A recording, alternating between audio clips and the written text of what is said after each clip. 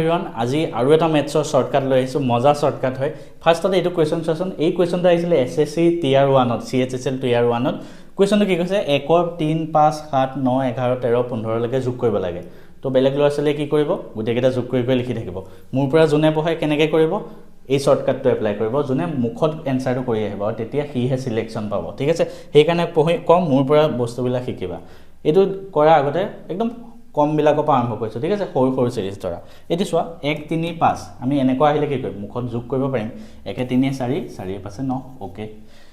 এটো চাৰিটা আহিলে যোগ কৰিব কাম লাগিছে হয়নে হলো যোগ কৰি চাওঁচোন 1 3 4 4 5 9 9 7 16 হল এটা ইয়াৰে এটা ট্ৰিক আছে কি জানানে একৰ পৰা যদি এনেকুৱা অযুগ্ম বিলাক অড বিলাক আৰম্ভ হয় একৰ পৰা যোগ কৰিব লাগে কি হয় জানানে যেটা নাম্বাৰ আছে তাৰ স্কয়াৰ মানে ইয়াতে কেটা নাম্বাৰ আছে চোৱা 1 2 3 তো 3 স্কয়াৰ